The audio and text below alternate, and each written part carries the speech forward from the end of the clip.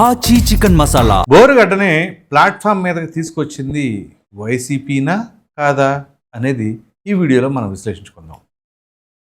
ఇక వివరాలకు వెళ్ళినట్లయితే నిన్న మనం చూసాం బోరుగడ్డ అనిల్ నిన్న ఏకంగా జగన్మోహన్ రెడ్డి గారి ఇంటి ముందే ఆయన బైఠాయించి ఏదో నిరసన కార్యక్రమం తెలియజేస్తూ ఉన్నారు. కార్యకర్తలకు అండగా ఉంటాను, మీ కష్టాలను నేను తీరుస్తానని ఏదో ఫ్లెక్సీ ఉంది వెనకాల. మళ్ళీ అది విపరీతంగా ట్రోల్ అవుతుంది. ఇది ఎలా ఉంచితే కనీసం ఆయన గేటు కూడా తాకనీయకుండా ఆపారు. అదేమిటి అంటే ఆయన రానివద్దు, నువ్వు ఎందుకు వచ్చావు, అసలు నువ్వెవరు అని సజ్జల రామకృష్ణారెడ్డి అన్నాడని చెప్పేసి నిన్న ఆయన ఆవేదన వెలుబుచ్చారు. దీనికి సంబంధించి కూడా మనం ఒక వీడియో చేశాం. అయితే ఇక్కడ గమనించవలసిన అంశాలు చాలా ఉన్నాయి. వైసీపీ డ్యామేజ్ అయ్యింది బోరుగడ్డ అనిల్ వల్ల, లేకపోతే వైసీపీకి సంబంధం లేదని అంటారు. మరి ఇప్పుడు ఆయన ప్లాట్ఫామ్ మీదకి వచ్చేసింది ఎవరి వలన? వైసీపీ వలన కాదా? ఎందుకు?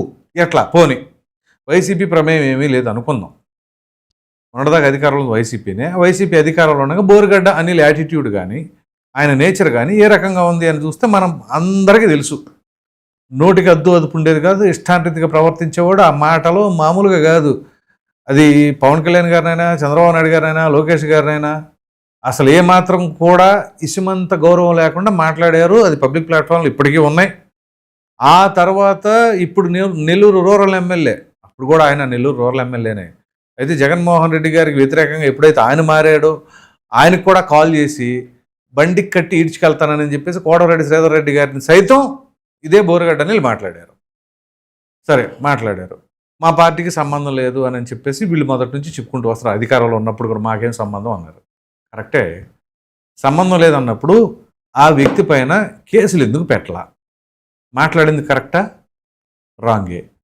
పోనీ కేసులు ఇతను బోరుగడ్డ మీద పెడదాము అని అంటే పోలీస్ స్టేషన్లో తీసుకోలేదని అనుకుందాం. తెలుగుదేశం పార్టీ వాళ్ళు అంత సాహసానికి ఒడిగట్టలేదు, జనసేన వాళ్ళు అంత సాహసాన్ని ఒడిగట్టలేదు అని అనుకుందాం. అంటే వైసీపీ అధికార ప్రతినిధులు అప్పట్లో ఏం చెప్పారంటే, నాకు ఇప్పటికీ గుర్తే, ఎవరు కేసు పెట్టలేదు అందుకని అరెస్ట్ చేయలేదు అని అంటున్నారు. ఏ ప్రభుత్వం సుమోటోగా తీసుకోవచ్చుగా, పోలీసులు సుమోటోగా తీసుకోవచ్చుగా, ఎందుకని సుమోటోగా తీసుకోవాలా? పోనీ మహిళా కమిషన్ చైర్పర్సన్ అప్పుడు ఉన్నారు, వాళ్ళైనా కానీ సుమోటోగా మహిళలపైన ఎలా మాట్లాడతామని చెప్పేసి సుమోటోగా కేసు రిజిస్టర్ చేశారా? చేయలా. అంటే ఏంటి? ఎంటర్టైన్ చేశారు వీళ్ళు ఇండైరెక్ట్గా. అంతెందుకు, మీకు ఇప్పుడు ఒక ఆడియో క్లిప్ వినిపిస్తాను, లేటెస్ట్ది. ఆయన మాట్లాడిన మాటలు మీకు వినిపిస్తా. అంటే జగన్మోహన్ రెడ్డి గారిని కలిశారా కలవలేదా ఏంటి అనేది ఒకసారి విందాం.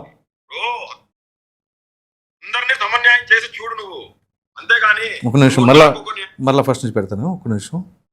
అంతే పార్టీ అందరినీ సమన్యాయం చేసి చూడు నువ్వు, అంతేగాని నువ్వు నాకు ఒక న్యాయము, నీ పక్కన ఉన్న కారుమూరి వెంకటరెడ్డికి ఒక న్యాయము, అప్పిరెడ్డికి ఒక న్యాయము, చల్లా మధుసూదన్ రెడ్డికి ఒక న్యాయము, అంతా నీ వాళ్ళనే పక్కన పెట్టేసుకుంటే మేమైపోయే వాళ్ళ?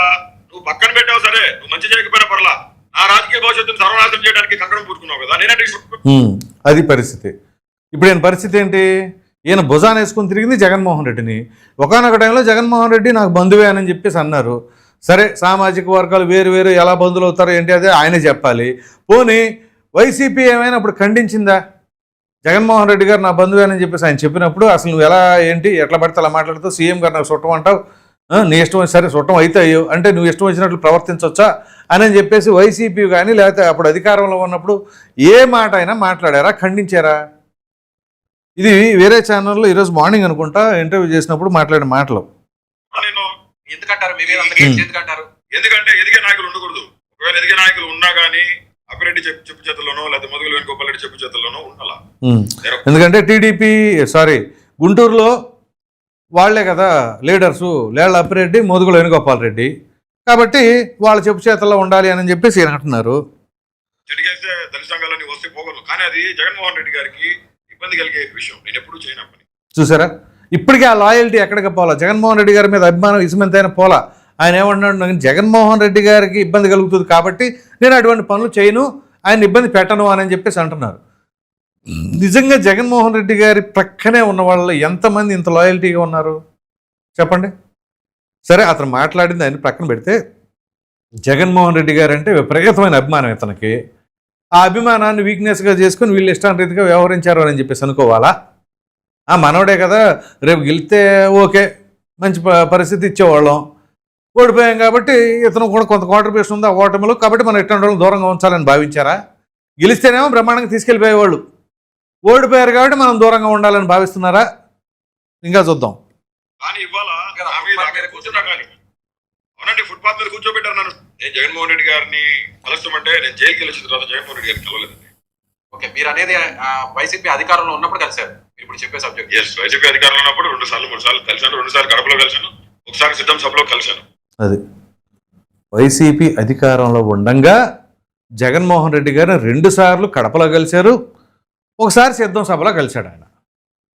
అంటే జగన్మోహన్ రెడ్డి గారితో డైరెక్ట్గానే ఈయన కలిసే పరిస్థితులు ఉన్నాయి అప్పట్లో. మరి ఇప్పుడు ఎందుకు కట్ చేస్తున్నారు అంటే, ఇప్పుడు ఆ సమయంలో మాట్లాడినప్పుడు చర్యలు తీసుకొని ఉంటే వాళ్ళు ఆయన ఆ పరిస్థితికి వచ్చేవాడు కాదు నాకు తెలిసి. అయితే అప్పుడు కనుక ఆయన పైన చర్యలు తీసుకొని అలా ఎలా చేస్తామని చెప్పేసి ఆయన మీద కేసు రిజిస్టర్ చేసింది అనుకోండి వైసీపీ ప్రభుత్వం, అప్పుడు ఇవాళ ఈ పరిస్థితి దాకా వచ్చేది కాదు. కోట ప్రభుత్వం వచ్చేంత వరకు అరే అప్పుడు ప్రభుత్వం చర్యలు తీసుకుందిలే అనుకునేవాళ్ళు. అప్పుడు అసలు ఎక్కడా కూడా బోరుగడ్డ అనిల్ని టచ్ చేయలేదంటే ఎవరిని టచ్ చేయకుండా ఉండారు వైసీపీ వాళ్ళు? వాళ్ళోళ్ళు అయితేనే టచ్ చేయకుండా ఉంది. అప్పుడేమో అధికారంలో ఉన్నప్పుడు ఇతను వాళ్ళ వైపే, ఇతను ఉంటామని కాదు, వాళ్ళ వైపే అని చెప్పేసి వాళ్ళు ఓన్ చేసుకున్నారు. ఇప్పుడు ఇవాళ ఓటమి చెందేసరికి మాకు సంబంధం లేదు, నువ్వు ఎందుకు వచ్చావు ఇక్కడికి, నేను లోపలికి రానియొద్దన్నారు అని చెప్పేసి అక్కడ గేటు దగ్గర ఆపేస్తున్నారు. ఎంతవరకు సమంజసం? ఇప్పుడు వైసీపీ వాళ్ళే ఏమనుకుంటారు, అరే అన్న కోసం మాట్లాడితే ఇప్పుడు అన్న వాళ్ళ పరిస్థితి ఇట్లా ఉంది అని చెప్పేసి, ఇదిగో కర్మ ఎవరిని వదలదు అందు గురించే నీ పరిస్థితి ఎలా ఉంది అని చెప్పేసి అంటున్నారు. ఇది ఏనో ఒక్కడి పరిస్థితే కాదు, ఎవరి పరిస్థితి అయినా అలాగే ఉండొచ్చు కదా భవిష్యత్తులో. ఇప్పుడు జగన్మోహన్ రెడ్డి గారిని చూసి విచ్చలవిడిగా మాట్లాడేవాళ్ళు ఎవరైనా కానీ, అదుపు లేకుండా మాట్లాడేవారికి ఎవరికైనా సరే రేపు భవిష్యత్తులో ఇలాంటి పరిస్థితులు వస్తాయి కష్టకాలంలో. ఇప్పుడు ఇతనికి సాఫ్ట్వేర్ కంపెనీలు ఉన్నాయంట, అవి మూతబండి మొత్తం అకౌంట్లన్నీ ఫ్రీజ్ చేశారు, రెవెన్యూ అనేది లేదు, ఇప్పుడు ఫైనాన్షియల్గా ఇబ్బంది పడుతూ ఉన్నాడు. మరో ప్రక్కన పరిస్థితి చూస్తే ఇప్పుడు ఆదరించే వాళ్ళు లేరు. కూటమోళ్ళు అంటారా తెలుసు కదా, ఆల్రెడీ 9 నెలలు జైల్లో ఉండొచ్చాడు, 22 కేసులు పెట్టారని ఆయన పాపం లబో దిబోం అంటా ఉన్నాడు. ఇప్పుడు ఆయన పరిస్థితి ఏంటి? నిన్ననే నేను చెప్పా కదా, ఇక వేరే పక్క రాష్ట్రాలకు వెళ్ళిపోయి ఏదన్నా చేసుకోవాలేమో, అలాంటి పరిస్థితికి తీసుకొచ్చారు. సో అందులో వైసీపీ కాంట్రిబ్యూషన్ లేకుండానే ఉందా? తొలుత ఎప్పుడైతే అలా మాట్లాడారో వైసీపీ ప్రభుత్వం అప్పుడే కనుక చర్యలు తీసుకొని ఉన్నట్లయితే ఇవాళ బోరగడ్డ పరిస్థితి ఇలా ఉండేది కాదు.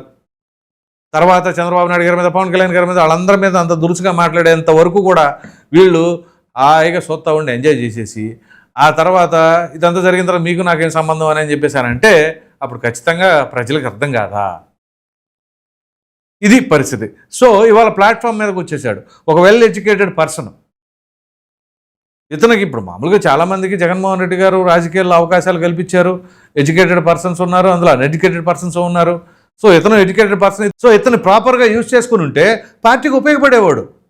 అసలు ఇతను యాటిట్యూడ్, ఇతని నేచరు జనాలకు తెలియకముందే ఇతన్ని ఎలా వాడుకుంటే మనకు ఉపయోగపడతాడు అనే ధారణలో ఆలోచించుంటే బాగుండేది. అలా కాకుండా ఎలా వాడకూడదో చూసి అదే రకంగానే వాడితే చివరికి ఇప్పుడు ఇతని పరిస్థితి ప్లాట్ఫామ్ మీదకి అయిపోయింది. ఓ పక్కన జగన్మోహన్ రెడ్డి గారి పరిస్థితి, ఆ పార్టీ పరిస్థితి అధోగతి పాలైపోయింది. సో ఇరువురికి నష్టం జరిగింది. చూసారా ఇప్పుడు? అదేంటి? ఈయన మాట్లాడినందుకు, వాళ్ళు ఉపేక్షించినందుకు. సో ఇప్పుడు కర్మ రిటర్న్స్ అంటే ఇది ఒక్క బోరుగడ్డ అనిల్కే కాదు, వైసీపీ పరిస్థితి కూడా అంతే ఉంది ఇప్పుడు. సో వాళ్ళ పార్టీ పరిస్థితి గ్రాఫ్ పెరిగేది లేదు. ఇది ఎలా ఉంటే కంప్లీట్గా సజ్జల రామకృష్ణారెడ్డి అండ్ కారుమూరి వెంకటరెడ్డి ఏంటంటే మాకు అతనికి ఏం సంబంధం అని చెప్పేసి ఆయన అన్నాడు. ఇవాళ మార్నింగ్ డిబేట్లో కూడా వైసీపీ అధికార ప్రతినిధి వేరే ఛానల్లో అతనికి మాకేం సంబంధం అని చెప్పేసి వాళ్ళు మాట్లాడుతారు. ఇవాళ అందరూ పార్టీ ఒక లైన్లోకి వచ్చింది, మొత్తం సజ్జల రామకృష్ణారెడ్డి గారే అన్నాడు. ఇతను సజ్జల రామకృష్ణారెడ్డి గారిని టార్గెట్ చేశాడు. ఇప్పుడు సజ్జల రామకృష్ణారెడ్డి గారిని ఈయన టార్గెట్ చేసి మాట్లాడుతున్న విధానాన్ని ఇంకా కొంతమంది వైసీపీలోని చాలామంది నోరు తెరవలేని వాళ్ళు, గబక్కన ఇలాగే బయట పడని వాళ్ళు మనసులో మాత్రం బోరుగడ్డ అనిల్ చాలా గట్టిగా ప్రశ్నిస్తున్నాడు, బాగానే ప్రశ్నిస్తున్నాడు, మనం అడగలేకపోతున్నాం, అతను అడుగుతున్నాడు, అంతే తేడా అనే తరహాలో కూడా కొంతమంది అభిప్రాయపడుతున్నారు అని చెప్పేసి కామెంట్లో కూడా తెలియజేస్తూ ఉన్నారు. ఆయనకు సంబంధించిన వీడియోలు ఏది చూసినా కానీ. సో ఆ పరిస్థితులు ఉంటున్నాయి. అంటే ఏంటి? ఖచ్చితంగా ఇక్కడ వైసీపీ వాళ్ళ అధికారంలో ఉండగా ఇతను సమర్థించారు అనడంలో ఎటువంటి సందేహం లేదు. ఆ సమర్థించడం వల్లనే ఈయన పరిస్థితి వాళ్ళ ఈ రకంగా తయారైంది. సో చివరికి పోలీసుల్లో కూడా ఈయనకి బ్రహ్మాండంగా అరెస్ట్ చేసింది. ఇది కూడా ప్రభుత్వంలో పోలీసులు కూడా కొన్ని చోట్ల ఆయనకి మర్యాదపూర్వకంగా బ్రహ్మాండంగా పడుకునే దగ్గర కానీ, భోజనాల దగ్గర కానీ అన్ని రకాల ఫెసిలిటీస్ అరేంజ్ చేశారని అప్పట్లో ఆరోపణలు వచ్చినాయి. సో ఎందుకు సపోర్ట్ చేశారు? ఏ పార్టీ కానప్పుడు ఎవరి దగ్గరికి వెళ్ళి వాయి కొడతారు కదా. మరి అప్పుడు పోలీసులు కూడా ఎంతో కొంత సపోర్ట్ ఎందుకు ఇచ్చారు అని అంటే అప్పుడు వైసీపీ ఫ్లేవర్ ఉంది. కానీ దాన్ని ఇప్పుడు ఏం చెప్తున్నారు ఈయన? ఇదిగో నాకు సంబంధం లేదని చెప్పేసి వాళ్ళు దూసేస్తారు. ఇప్పుడు చివరికి ఈయన పరిస్థితి అదో పాలైపోయింది. ఓ విధంగా చెప్పాలంటే 3rd డిగ్రీ ట్రీట్మెంట్ చాలా గట్టిగానే ఇచ్చారని చెప్పేసి ఈయనే చాలా మీడియా ముఖంగా చెప్పారు పలు సందర్భాల్లో.